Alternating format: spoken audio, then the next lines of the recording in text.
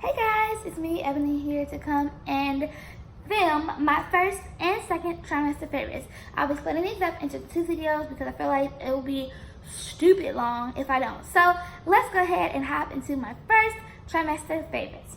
So first thing I want to talk about in my first trimester favorites is this heating pad. This heating pad has been with me for a long time. I used it when I had bad periods, pains, and all this stuff. And I used this during IVF. And in the first 12 weeks of my pregnancy, I had to continue the progesterone shots in my back, well, kind of in my hips. And so I had to ice it. To ice the area, then do the shot, and then put the heat on it so that the oil can distribute. So I used this for the first 12 weeks.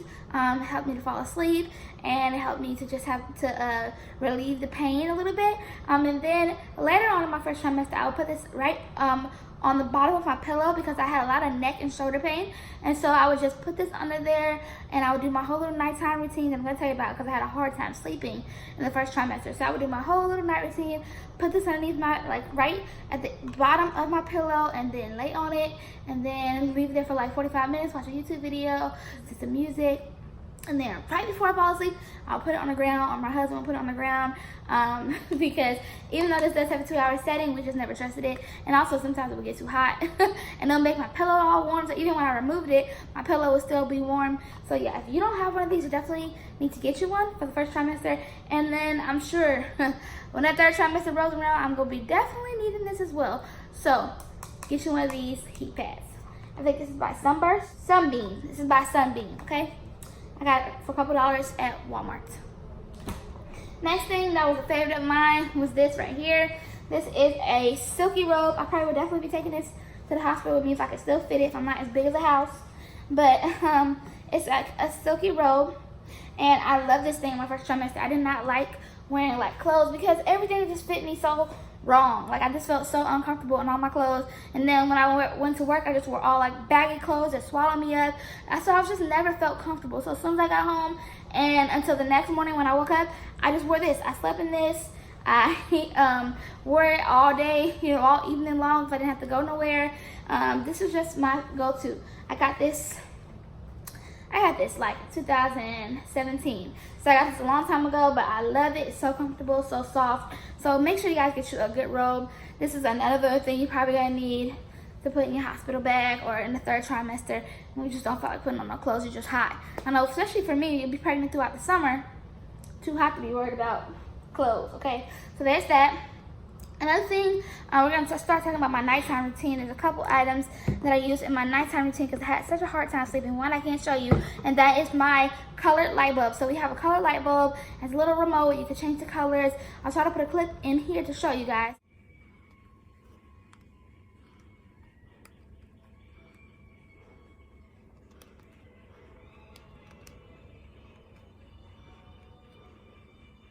I will always put a purple light and put it very dim, and that will help me go to sleep. But before I did that, I would take a shower or a bath. So if I took a shower, I will use my patchouli or my sleep body wash. Excuse me. And then I use my sleep body cream. This is the nighttime tea body cream. And then I would, I had this Aveeno nighttime eczema relief balm, and I'll put that all on my chest and my hands and just, you know, relax and put my heating pad on my pillow and go to sleep. If I took a bath, I was using the Dr. Teal's foaming bath with pure Epsom salt, soothing and sleep with lavender.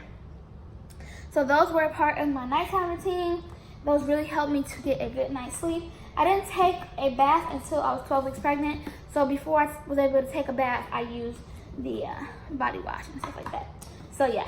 Those were part of my nighttime routine. I loved it. Also, I always put my lip mask. This is the Laneige lip sleeping mask.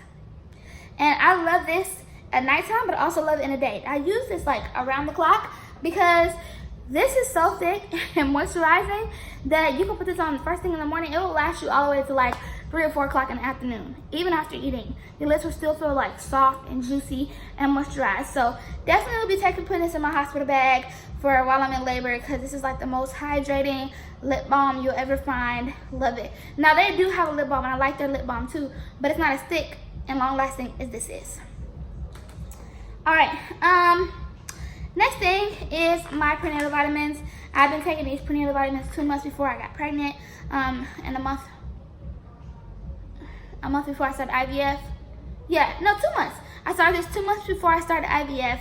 So I've been on these for a while. This is the Rainbow Light Prenatal Vitamins with plus superfoods and probiotics. So this has like kale and apple, organic kale, organic apple, 600 milligrams of folic acid. I also take an extra 400 because you need at least 800. So yeah, really like this prenatal. It gives me a good amount of energy. It also, like I said, has superfoods and the probiotic built in, so I don't have to take 3 or 4 pills. I also like that it doesn't have a weird taste.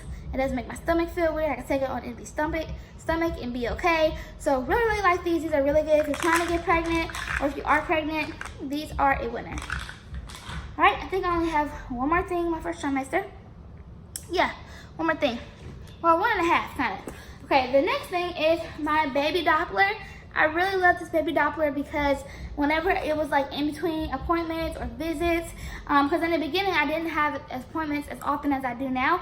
I have an appointment about every 2 weeks now because I see a high-risk doctor and my OBGYN, and I didn't really see the high-risk doctor until I was about 12 weeks. Yeah, I didn't see the high-risk doctor until I was about 12 weeks. So the first 10 weeks I only had 2 appointments, I believe. I had a 5-week appointment and a 7-week appointment, and then that was it. So I would like listen to this in between, but I mostly used this when I came home from the hospital because I was admitted in the hospital for 3 days, and during that time they never did ultrasound on the baby, never checked the baby's heartbeat or anything like that. They just checked on me because I was going into adrenal crisis and I could have died and so could the baby, obviously. So they never checked on the baby, so I had a lot of anxiety. I was like, okay, I know I'm fine, but what about the baby? So I got this baby Doppler. I already had this baby Doppler, and so I would use it to just check the baby's heartbeat, send it out to my friends and family, let everybody know the baby's heartbeat is going well. So yeah, if you are a person who gets stressed easy and have a lot of anxiety, don't use this. Don't get it, because if you have a hard time finding it, you can get frustrated and it can freak you out, and that's just not a good situation.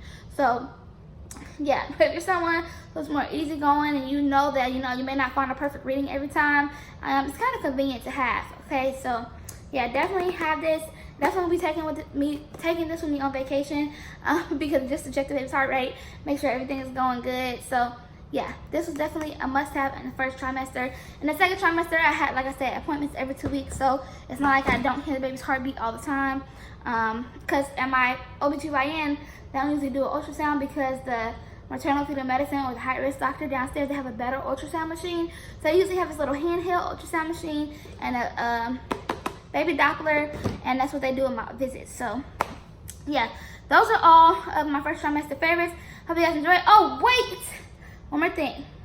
The I believe they're Keebler Buttercrisp crackers.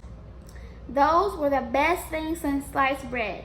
I was still teaching in the beginning of my pregnancy, and I would be so hungry in the middle of the day before I can take a lunch or before I can go home. I'll be so hungry, and it would just like quench my hunger like that. Like I would keep 8 of them in my purse and just eat 1 or 2 at a time in between classes, and it just like kept me sustained, okay? And I didn't have to eat a whole meal. Also, if I ever felt nauseous, I hardly didn't have much morning sickness in my pregnancy. I mean, in my first trimester, hardly ever had it. I think I might have had it twice in the first trimester. So I really didn't have it, but whenever I did have it, those crackers would always help. So those were a huge help in my first trimester. So yeah, hope you guys enjoyed this video, and stay tuned for part 2, which is my second trimester favorites. I'm currently 25 weeks, 3 weeks away from my third trimester, so I don't think much is gonna change between now and then, so I feel comfortable with filming my second part. So yeah, stay tuned.